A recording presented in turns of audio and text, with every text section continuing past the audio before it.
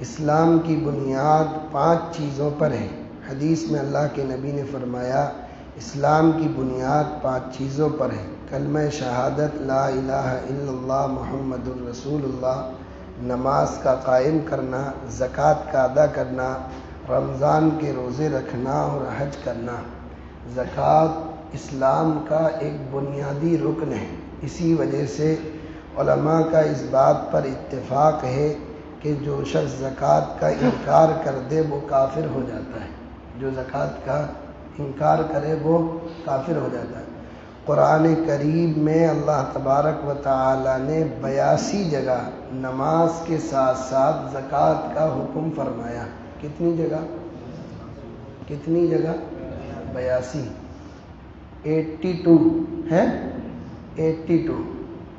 اب سوچو ایک حکم اللہ تبارک و تعالی 82 جگہ فرمایا قرآن میں، کتنا تاکیدی حکم ہوگا۔ اور یہ تو وہ 82 جگہ ہیں جہاں نماز کے ساتھ ہے، جہاں تنہا اللہ نے زکوٰۃ کا حکم فرمایا وہ جگہ الگ ہیں۔ 82 جگہ اللہ نے نماز کے ساتھ زکوٰۃ کا حکم فرمایا۔ بہت بڑا اسلام کا ایک رکن ہے اور بہت بڑی تاکید ہے زکوٰۃ کے سلسلے میں۔ لیکن ہوتا یہ ہے کہ زکوٰۃ سے جتنا غافل ہے اور جتنی اس کی کم بات ہوتی ہے معاشرے میں، شاید اس کی بات ہوتی ہی نہیں ہے۔ حج کی تو بالکل نہیں ہوتی، اور اس کے بعد اگر کسی کی کم ہوتی ہے تو وہ زکوٰۃ کی ہوتی ہے۔ حالانکہ اللہ تبارک و تعالی نے 82 جگہ نماز کے ساتھ زکوٰۃ کا حکم فرمایا۔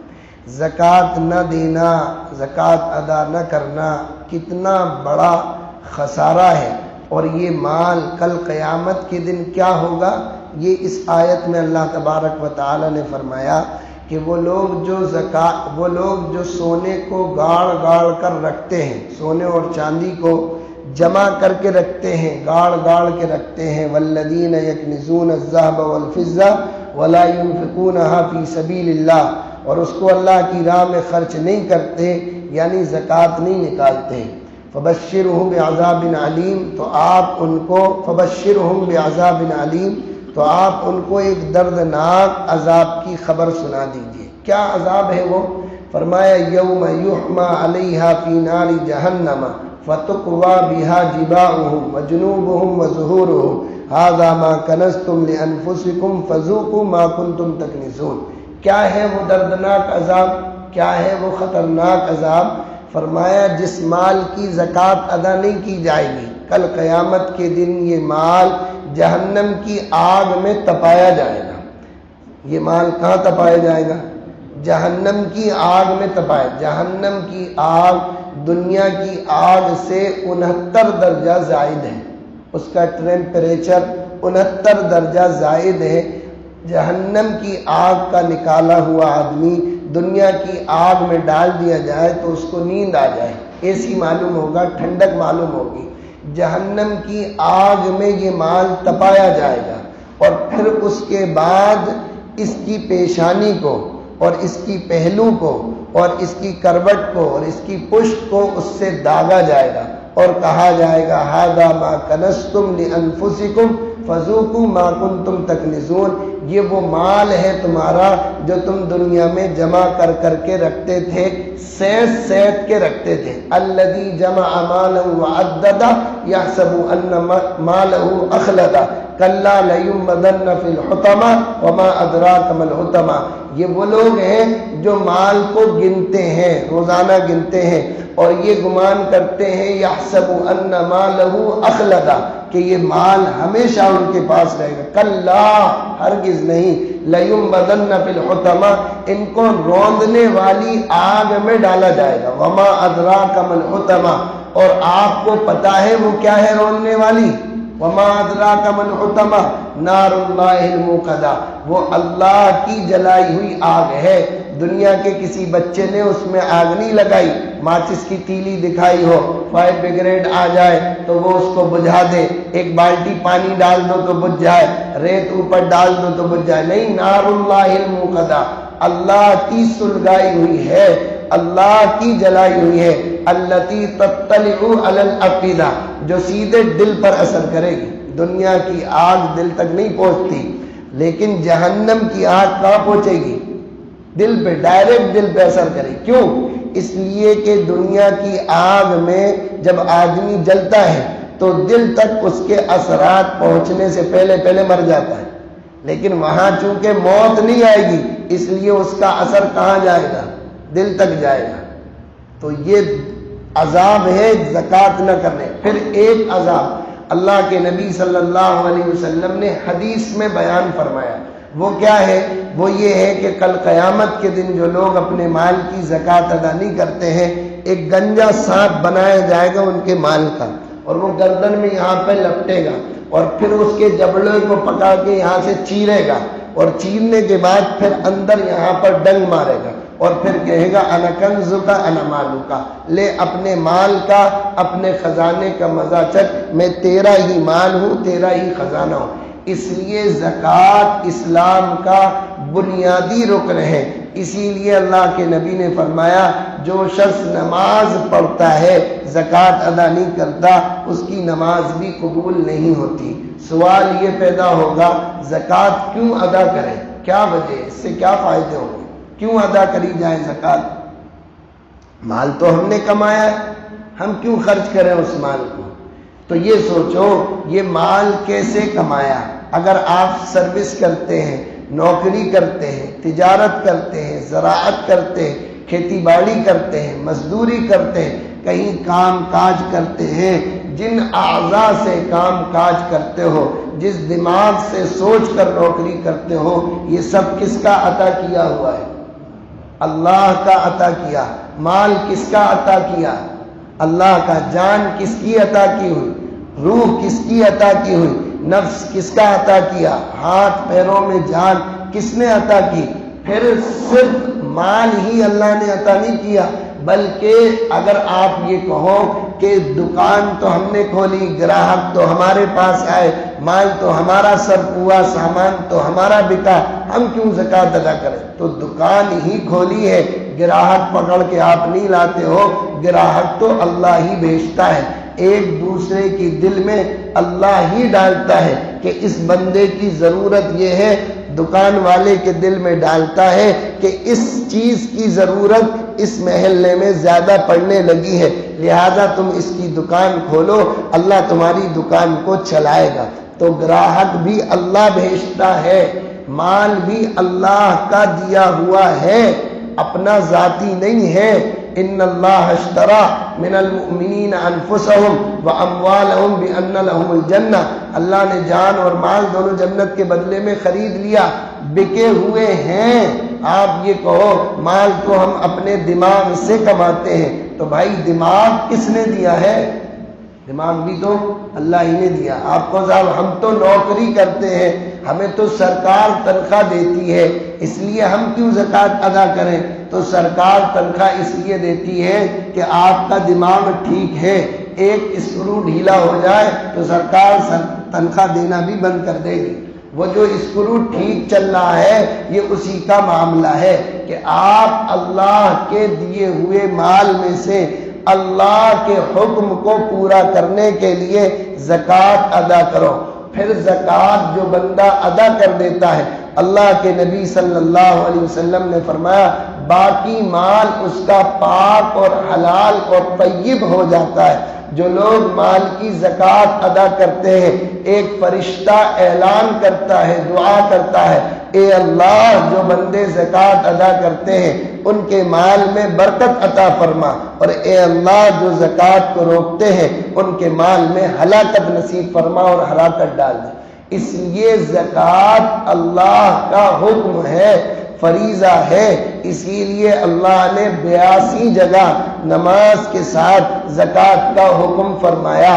زکوٰۃ زکوٰۃ ادا کرنا بہت ضروری ہے، اسی لیے اللہ تبارک و تعالی نے اس کی اتنی تاکید فرمائی ہے۔ پھر اللہ کا کرم دیکھو، اللہ کی مہربانی دیکھو، اللہ کی عطا دیکھو۔ اللہ تبارک و تعالی یہ حکم دیتا میرے بندو مال میں نے عطا کیا ہے، جان میں نے عطا کی ہے، لہذا ایسا کرو 97.5% مال میری راہ میں خرچ کرو اور 2.5% سے اپنے گھر کے بیوی بچوں کا پالن پوشن کرو۔ اللہ کی رحیمی اور کریمی ذات پر قربان ہو جائے کہ اس نے یہ حکم نہیں دیا، اگر یہ حکم بھی دیتا تو یہ بھی عدل و انصاف کا حکم تھا، اس کے خلاف نہ مانا جاتا، لیکن اللہ تبارک و تعالی ہماری نفسیات سے واقف ہے، ہمارے حال سے ہم سے زیادہ واقف ہے، اس لیے اللہ تبارک و تعالی نے فرمایا میرے بندو تم کمزور ہو، ضعیف ہو، مال کی حرص، مال کی لالچ تمہارے دلوں میں بیٹھی ہوئی ہے، چلو 97.5% تم سے ادا نہیں ہو سکتا، ایسا کرو 97.5% تم رکھ لو، صرف 2.5% میری راہ میں خرچ کر دو۔ تو اب اگر کوئی مسلمان صرف 2.5% مال اللہ کی راہ میں دے دے تو کیا آسمان ٹوٹ جائے گا؟ قیامت آ جائے گی؟ کتنا ہے؟ 100 روپے پہ 2.5 روپے، اور وہ 100 روپے جو آپ کے پاس باقی رہے، جو کھا گئے اس کا تو کوئی مسئلہ ہی نہیں، جو پہن کے پرانا کر دیا اس کا کوئی مسئلہ ہی نہیں، مکان میں لگا دیے اس کا کوئی مسئلہ نہیں، گاڑی خرید لی اس کا کوئی مسئلہ نہیں، بیٹی کی شادی میں کچھ پیسہ خرچ ہو گیا اس کا کوئی مسئلہ ہی نہیں، جو باقی رہ گیا اللہ اس میں کہتا ہے میرے بندو یہ تو دیا تو میرا ہی ہے، میرے بندے یہ 2.5% میری راہ میں خرچ کر دے، اس 2.5-97% میں وہ برکتیں ڈالوں گا، وہ خیر ڈالوں گا کہ پورا سال آسانی کے ساتھ گزرے گا۔ کیوں؟ اس لیے اللہ قرآن میں کہتا ہے یمحق اللہ الربا ویربی الصدقات، اللہ سود کو گھٹاتے ہیں اور صدقات کو بڑھاتے ہیں۔ اللہ کے نبی نے قسم کھا کر فرمایا ما نقصت صدقۃ من مال، کسی صدقے سے کوئی مال میں کمی نہیں آتی۔ یہ دیکھنے والوں کی نظر کا فرق ہے کہ یہاں تو ایک آدمی نے 100 روپے میں 2.5 روپے نکال دیے، 97.5 بچے، اور وہاں ایک آدمی نے سود میں پیسے دیے اور 1 مہینے کے بعد لیے تو وہاں 110 ہو گئے، یہاں 97.5 ہو گئے۔ دیکھنے والے یہ کہہ رہے ہیں وہ بڑھ گیا اور یہ گھٹ گیا، اور عقل والے، اللہ والے، اللہ کا قرآن اور نبی کی سیرت اور نبی کے ارشادات اور فرمودات یہ کہہ رہے ہیں یہ 97% بڑھ گیا اور وہ گھٹ گیا۔ آپ کہیں گے صاحب یہ بات تو نہیں آ رہی سمجھ میں، آپ کبھی باغ گئے ہو، باغ کے اندر جاتے ہو یا روڈوں کے کنارے آج کل کیاریاں لگ رہی ہیں، پیڑ اور درخت لگتے ہیں، ان میں جب پیڑ اور درخت بڑھ جاتے ہیں تو باغبان آتا ہے، باغ کا مالک آتا ہے یا کام کرنے والا آتا ہے، ایک لوہے کی بڑی سی کینچی لے کر آتا ہے، یا پارکوں میں بڑے شہروں میں گئے ہوں تو آپ نے دیکھا ہوگا بڑے بڑے پھول ہوتے ہیں، ان کے گلدستے جیسے ہوتے ہیں، وہ باغبان آ کر کینچی سے ان کو کترتا ہے، تو کوئی دیکھنے والا تنگ نظر دیکھ کر یہ کہتا ہے ارے یہ بیوقوف کیا کر رہا ہے، یہ درخت کو کاٹ رہا، یہ پیڑ کو کاٹ رہا ہے۔ اس سے جا کر پوچھو کہ بھائی یہ درخت اور پیڑ کو کیوں کاٹ رہے ہو، اس کو کم کیوں کر رہے ہو، تو وہ کہتا ہے جناب آپ کو پتہ نہیں، آپ عقل نہیں رکھتے، دانش مندی نہیں رکھتے، آپ کے اندر ہوشیاری نہیں ہے، اس کاٹنے ہی میں ان کی بڑھوتری ہے، یہ کٹیں گے تو بڑھیں گے، نہیں کٹیں گے تو سوکھ کر خراب ہو جائیں گے۔ مال کی زکوٰۃ نکلے گی تو اللہ بڑھائے گا، نہیں نکلے گی تو گھٹائے گا۔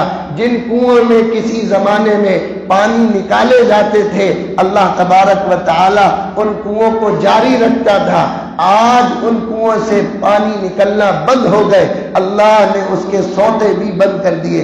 جس کنویں سے پانی نکلتا رہتا ہے اللہ اس میں ڈالتا رہتا ہے، دیتا رہتا ہے، جہاں سے نکلنا بند ہو جاتا ہے وہاں اللہ دینا بھی بند کر دیتا ہے۔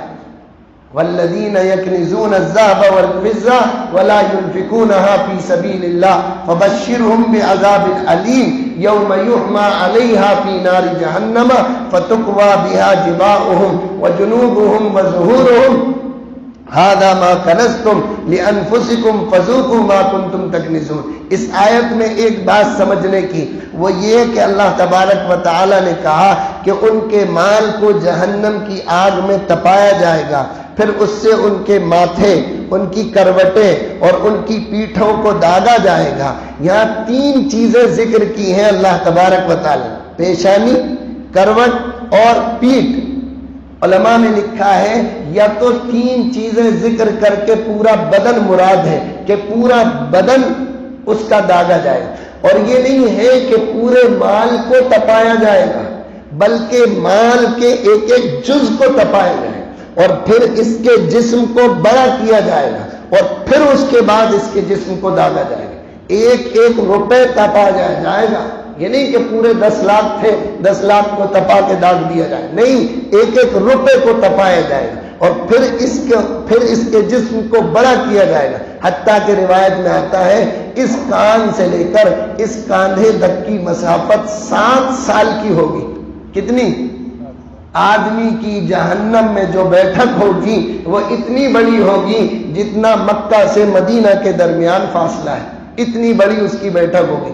ایک ڈانڑ سوچ کر جب اس کے جہنم میں گرج اور ہتھوڑے پڑیں گے، ایک ڈانڑ سوچ کر احد پہاڑ کے برابر ہو جائے گی، ایک ڈانڑ احد پہاڑ کے برابر۔ آدمی کی بیٹھک، یہ میں اتنی جگہ میں بیٹھا ہوں، جہنم کی بیٹھک مکہ سے مدینے کے درمیان کے فاصلے کے برابر ہوگی۔ 7 سال کا فاصلہ کان سے کاندھے تک کا ہو جائے گا، ایک ڈانڑ احد پہاڑ کے برابر ہو جائے گی۔ تو یا تو ان تمام یہ تین چیزیں بول کر پورا بدن مراد لیا، یا بعض علماء نے فرمایا کہ جو لوگ زکوٰۃ ادا نہیں کرتے ہیں، مال میں بخل کرتے ہیں، کنجوسی کرتے ہیں، جب ان کے پاس کوئی سائل سوال کرنے کے لیے پہنچتا ہے یا زکوٰۃ والا زکوٰۃ وصول کرنے کے لیے پہنچتا ہے، تو ان کو دیکھتے ہی اس کنجوس اور بخیل آدمی کی پیشانی پر بل آ جاتے ہیں۔ ایک بات بلاتے ہیں، ایک بات۔ دوسرا یہ کہ پھر اس سے کنارہ کشی کرتا ہے، مڑتا ہے اس سے، ایسے اس طریقے سے ادھر ادھر گھومتا ہے، اور جب وہ نہیں مانتا پیچھے پڑ جاتا ہے تو پیٹھ دکھا کے اپنی بھاگ جاتا ہے۔ یہ تین چیزیں چونکہ سائل کے سامنے لاتا ہے، اس لیے ان تین چیزوں پر اللہ تبارک و تعالی خاص طور سے عذاب دیں گے۔ اس لیے صرف 2.5% کے چکر میں 97.5% خراب نہیں کرنا۔ بعض لوگ تو وہ ہیں جو زکوٰۃ نکالتے نہیں، اللہ ان کو ہدایت دے، توفیق دے۔ بعض ماشاءاللہ اتنے بھولے بھالے سیدھے سادے ہیں، انہیں حساب نصاب لگانے سے کوئی مطلب نہیں۔ انہوں نے کہا جو آئے، جو منگتا آئے بس اس کو دے دو۔ جتنا رمضان چل رہا ہے روزانہ 15 روپے کے اعتبار سے نکالتے رہو۔ کتنے روپے کے اعتبار؟ 15 سے کتنے ہو جائیں گے مہینے میں؟ 450 ہے، 450۔ ہم نے کہا ہاں ہو گئی زکوٰۃ، روزانہ تو نکالنا صاحب، روزانہ زکوٰۃ دے رہے ہیں ہم۔ وہ کتنی دے رہے ہیں بھائی؟ 1550 روپے دے رہے ہیں۔ ایک صاحب کی 2.5 گھنٹے تک بیٹھ کر زکوٰۃ کے مسئلے پر بحث ہوئی، پورا پروگرام زکوٰۃ کا سیٹ کراؤ، تقریباً 90 لاکھ روپے تو نقد ان کے ہوئے۔ میں نے کہا حضرت کتنے کی زکوٰۃ بنے گی؟ کہ لیں 2-1000 روپے لے لو مفتی صاحب، بس 2-1000 روپے میں ہو جائے۔ 90 تو نقد تھے، اس کے بعد گاڑیاں، سونا چاندی، زیورات، اور جو بینک بیلنس جو ان کو خود پتہ نہیں اتنا تھا۔ 2 گھنٹے میں نے کہا بس کرو صاحب، اتنے کی نکال دو آپ تو ہی بھلا ہو جائے گا بہت سارا کا۔ اسی لیے علماء نے لکھا اگر مسلمان اپنے مال کی زکوٰۃ صحیح ادا کرنے لگے، ساری دنیا میں کوئی رات میں بھوکا نہیں سوئے گا۔ مسلمان بھوکا نہیں کہہ رہا میں، ساری دنیا میں کوئی بھوکا نہیں سوگا۔ مولانا الیاس صاحب رحمۃ اللہ علیہ فرماتے تھے مسلمان اگر مال کی زکوٰۃ صحیح نکال دے تو اس کی برکات کو ابیر نہیں پائیں گے، سمیٹ نہیں پائیں گے۔ اللہ اتنی برکتیں ان کے مالوں میں دے گا۔ جس اناج کی کسان زکوٰۃ نکالتے ہیں، اس اناج میں، اس دانے میں اللہ ہر سال بڑھوتری کر رہا ہے، اور جس کی زکوٰۃ نہیں نکلتی ہے اسی میں کیڑا لگتا ہے، اسی میں سردی لگتی ہے، اسی میں گھن لگتا ہے، اسی میں برسات ہوتی ہے، اسی میں پانی زیادہ ہوتا، اسی میں گرمی پڑتی ہے، اسی فصل کا ستیہ ناش ہوتا ہے جس فصل کی زکوٰۃ نہیں نکلتی۔ اس لیے علماء نے لکھا زکوٰۃ حساب لگا کر ادا کی جائے، 1 روپیہ بھی اگر زکوٰۃ کا رہ گیا تو یہ اس پورے مال کو خراب کرنے کے لیے کافی ہے۔ اس لیے حساب لگا کر تمام اسٹاک جمع کر کے بیٹھ کر 1 آدھ دن صرف کر کے پورا حساب اور چٹا بٹا لگا کر پھر آدمی کو زکوٰۃ ادا کرنی چاہیے۔ اللہ تبارک و تعالی ہم سب کو، پوری امت مسلمہ کو خاص اس فریضے کو ادا کرنے کی توفیق نصیب فرمائے۔